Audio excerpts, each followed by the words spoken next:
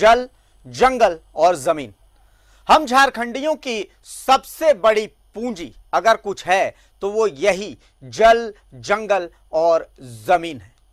यूं कहें कि अगर हमारा अस्तित्व ही है तो वो यही जल, जंगल, जमीन है। हमारा आधार यही है, हम इसी की पूजा करते हैं। पर झारखंड में कुछ लोग हैं जो हमारी इस पूंजी को भी लूट लेना चाहते हैं। एक ऐसी ही कहानी हम आपको अब दिखाने जा रहे हैं, जहां 96 डिसमिल जमीन किसी के आंखों को गड़ रही है। अधिकारियों के साथ मिलकर इस जमीन को लूटने का प्रयास हो रहा है।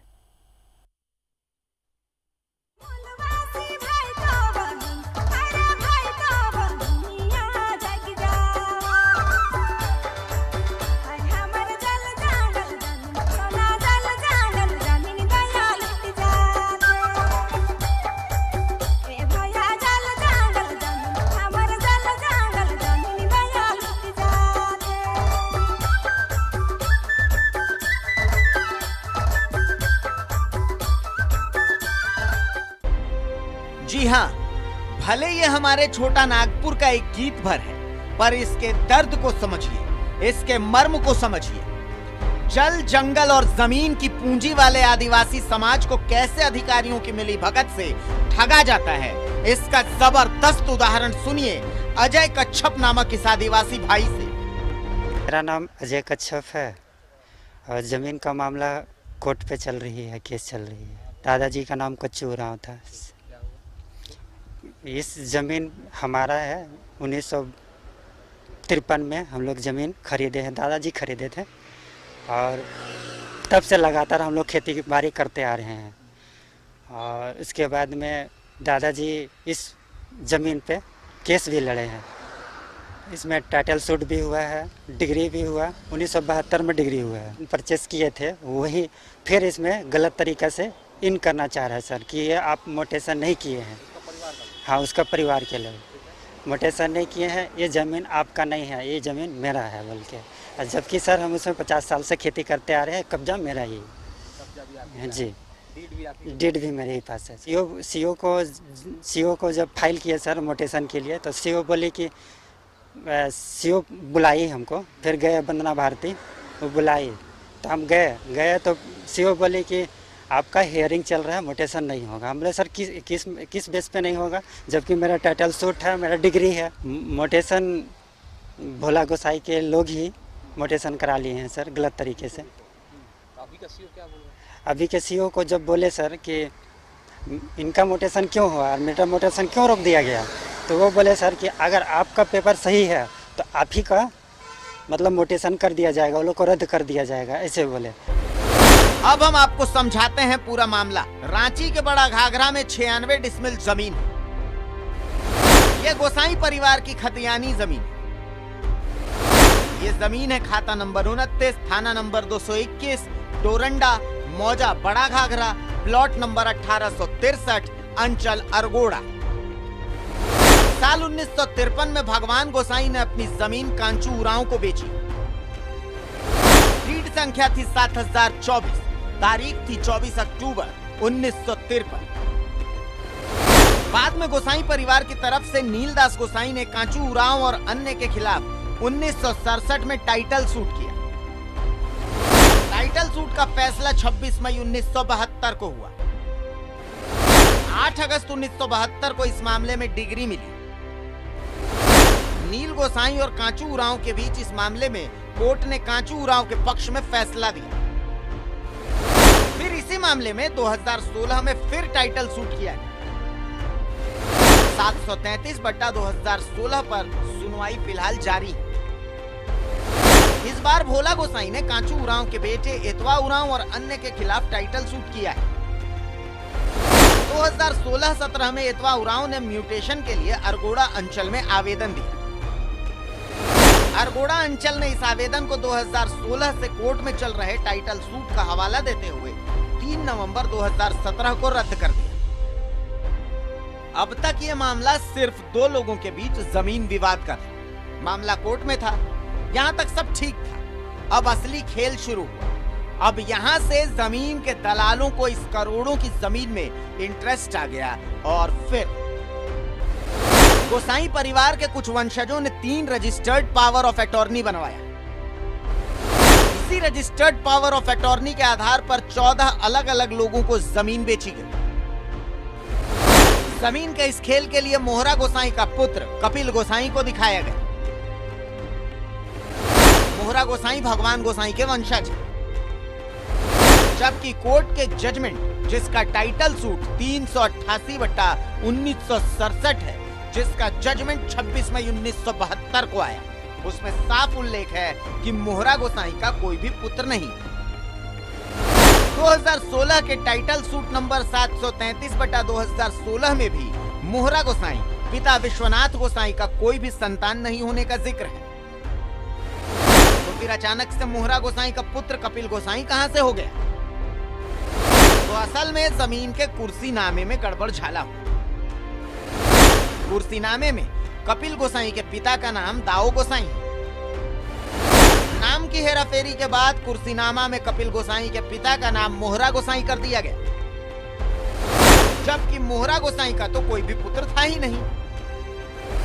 अब तक 3 डीड यानी 14 म्यूटेशन भी किया जा चुका है, जबकि 6 म्यूटेशन का आवेदन रद्द हो गया। डीड 49,62,000 तक का ही। इसके पीछे का खेल यह है ताकि 1 रुपए में रजिस्ट्री का लाभ मिल सके। अब आप समझ सकते हैं कि यह खेल कितना गंभीर और क्लिष्ट है। इस खेल में अधिकारियों का रोल सबसे बड़ा है। इसी जमीन के जो आप बात कर रहे हैं, ये 96 डिसमिल जमीन है, ये पाहनी पर आते हैं। इन लोग खुद रसीद काटने वाले मुंडाओं होते हैं, जो मुंडा भी काटते हैं रसीद। उन लोग को ये खबर नहीं होता है कि ज़मीन में क्या हुआ है। आज का जो डेट में जो ज़मीन के बदलाव में ये लोग कुर्सीनामा बना के गलत तरीक़ा से ज़मीन को ट्रांसफ़र कर देते और उनका म्यूटेशन हो जाता है। लेकिन जिनकी ज़मीन खतियानी है, चाहे जिनकी ज़मीन डीड पर ट्राइबलों की है, उस ज़मीन के म्यूटेशन नहीं होते हैं। हम तो मुख्यमंत्री जी को कहना चाहते हैं कि इसकी जाँच होनी चाहिए। जो छोटे कर्मचारियों के ऊपर जो माथा पर बोझ दे देते, वो छोड़ के CI और CO पर कार्रवाई हो तो हमारे लगता है झारखंड बचेगा और आदिवासियों की जमीन बचेगी। बस ऐसे ही खेल खेल कर हमारे सीधे साधे आदिवासियों को ठग दिया जाता है, उन्हें सिस्टम की चपेट में छोड़ दिया जाता है। लड़ते लड़ते आखिरकार वो थक जाते हैं और फिर जमीन दलालों के कब्जे में चली जाती है। जल जंगल जमीन के नारे के साथ मुख्यमंत्री आप सत्ता में आए हैं, अब आप ही इंसाफ कीजिए। रांची से न्यूज़ 11 भारत के लिए अविनाश कुमार की रिपोर्ट। और जमीन की बात हम करते हैं। झारखंड मुक्ति मोर्चा सत्ता में आई, जल जंगल जमीन की बात कह के रणनीति, जिनकी राजनीति की धुरी जल जंगल जमीन है। और आप देखिए कि किस तरीके से एक आदिवासी परिवार से उनकी जमीन को छीना जा रहा है। बाकायदा इस परिवार ने इस जमीन को खरीदा। 96 डिसमिल जमीन 96 डिसमिल जमीन है जिसे खरीदा गया है। बड़ा घाघरा का ये मामला है, रांची के, और ऐसे कई मामले हैं जहां पर आदिवासी जो परिवार हैं उन्हें ठग लिया जाता है, जमीन दलालों के चंगुल में वो फंस जाते हैं। सुशांतो मुखर्जी सामाजिक कार्यकर्ता हमारे साथ हैं। सुशांतो साहब, 96 डिसमिल जमीन, जाहिर सी बात है करोड़ों की जमीन है, और अगर ये बड़ा घाघरा में है तो ये और ज्यादा महत्वपूर्ण हो जाता है, क्योंकि वहां तो जमीन दलालों का एकाधिकार सा नजर आता है। अधिकारियों के साथ मिलकर के एक ऐसा चक्रव्यूह रचा जाता है कि एक बेचारा आम आदिवासी परिवार जो इस चक्रव्यूह में इस कदर फंस जाता है, लड़ता लड़ता वो हार जाता है कि आखिरकार लास्ट में जीत इन जमीन दलालों की होती है। यहां पर भी ऐसा ही नजर आ रहा है। सब कुछ साफ है, लेकिन 14 अलग अलग लोगों को जमीन बेच दी गई है। उनके खुद का म्यूटेशन नहीं हो रहा, दूसरों का म्यूटेशन हो जा रहा है। क्या कहा जाए सुशांतो जी? जमीन दलाल, माफिया और CO है, ठीक, ये तीनों मिले हुए हैं। तीनों मिलके, दोनों मिलके इस तरह से जमीन के, सिर्फ ये बड़ा घाघरा की बात नहीं है, पूरे झारखंड में इस तरह से आदिवासियों की जमीन लूटी जाती है। कोई भी जमीन हमने देखा है जिससे अगर आदिवासी अगर जनरल से डीड बनाए हैं, जनरल से जमीन प्रॉपर्टी खरीदे हैं, तो वो तुरंत आदिवासियों को हरा लिया जाता है और उसको कोर्ट में भी उसको चढ़ने की मौका नहीं मिलती है। लेकिन सबसे बड़ी बात है, ये जो 96 डिसमिल आप जमीन देख रहे हैं, इसमें इन लोग दादा का नाम हटा के चाचा का नाम डाल दिए, मतलब दादा और चाचा को इक्वल कर दिए। ठीक है, ये मतलब जमीन के कारोबारी ये भी करते हैं।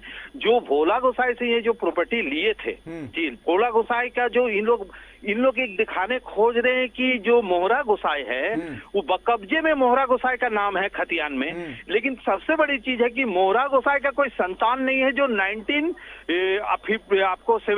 में जो आदेश आया उस पर डीड पर वो ऑर्डर कॉपी पर वो दर्शाया गया है कि मोहरा गोसाई का कोई संतान नहीं है, जिन्हें कोर्ट ने, हमारे यहाँ सब जज कोर्ट ने, जरांची के कोर्ट ने उसको वहाँ भेजे थे। वहाँ उस जगह स्पॉट जाने के बाद वो वेरिफिकेशन करने के बाद यहाँ आने के बाद कोर्ट में रिपोर्ट दिया है कि मोहरा गोसाई का कोई संतान नहीं है। फिर भी इन लोग क्या किए, जमीन को अगर लेना चाह रहे थे तो जमीन को लेने के लिए वो मोहरा गोसाई का बेटा कपिल गोसाई को बनाते हुए इस तरह का माहौल बना दिया। ये माहौल बनाने के पीछे सबसे बड़ा अगर कोई दोषी है वो सीओ है। सीओ को इसको देखने की जरूरत थी। आज सीआई यहाँ पर तो मोहरा बना देते कर्मचारियों को, जो कर्मचारी निश्चित तौर पर कर्मचारी गलत करते हैं, लेकिन कुछ तो वो अंगुली से गिना जाएंगे। यहाँ तो धमका के कर्मचारी को जबरन किया जाता है कि आप इस रसीद का म्यूटेशन करने के लिए आप ऑर्डर बनाइए, ये म्यूटेशन होगा, कैसे नहीं होगा। और ये भी कहा जाता, आपको हम बता दें, ये भी कहा जाता है कि अरे म्यूटेशन कर दो ना, म्यूटेशन हो जाने के बाद वो कोर्ट जाएगा, उसका जगह है। तो हम सरकार से मानना चाहते हैं, हम सरकार से डिमांड करना चाहते हैं कि जमीन के मामले पे सीओ अगर कुछ भी दिक्कत हो उस अंचल में तो सीओ को सबसे बड़ी जवाबदेही होना चाहिए। जो बंगाल और बिहार में डायरेक्ट एफआईआर जो होती है सीओ और सीआई पर, ये आदेश यहाँ कानून बनाने की जरूरत है।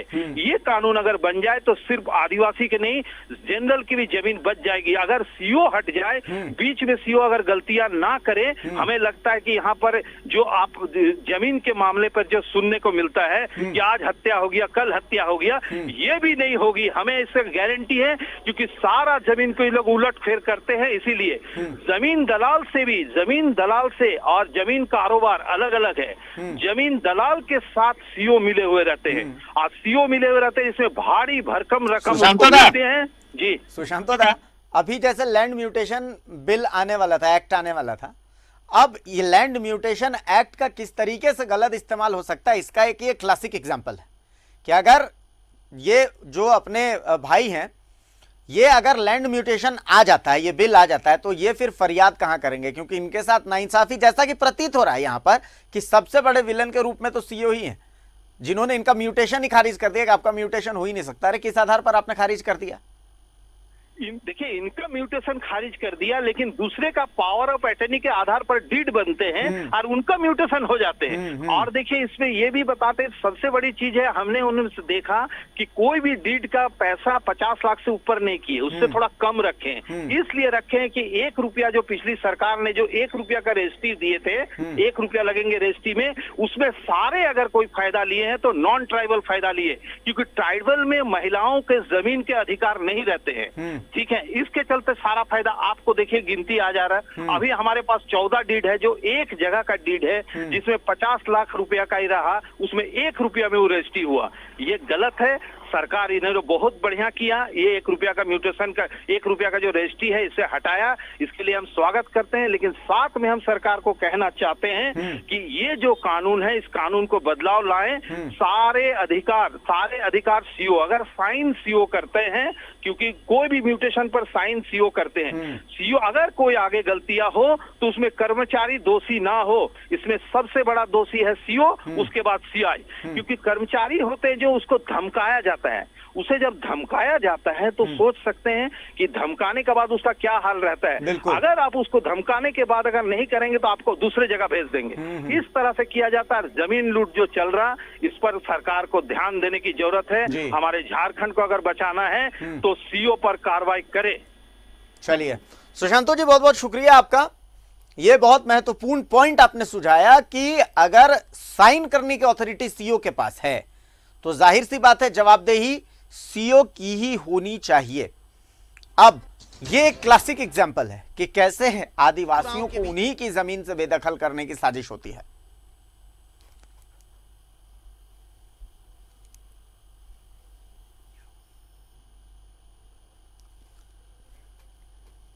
तो आप समझिए कि जल, जंगल, जमीन, इसे लेकर के झारखंड का बेस है, ये झारखंड का आधार है, ये हम झारखंडियों की पहचान है। ये पर अगर इसे ही लूटने की कोशिश होगी, अगर हमारे आधार को ही तोड़ने की कोशिश होगी, तो कैसे होगा?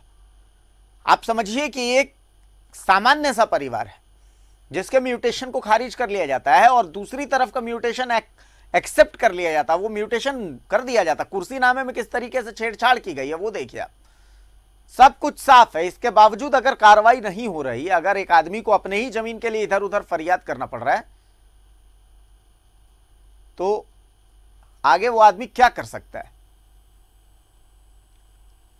जिसकी आवाज कोई नहीं सुनता, हम कोशिश करते हैं उसे एक आवाज देने की, ताकि उसकी आवाज सरकार तक, प्रशासन तक पहुंचे। और यहां भी कुछ ऐसा ही मामला है।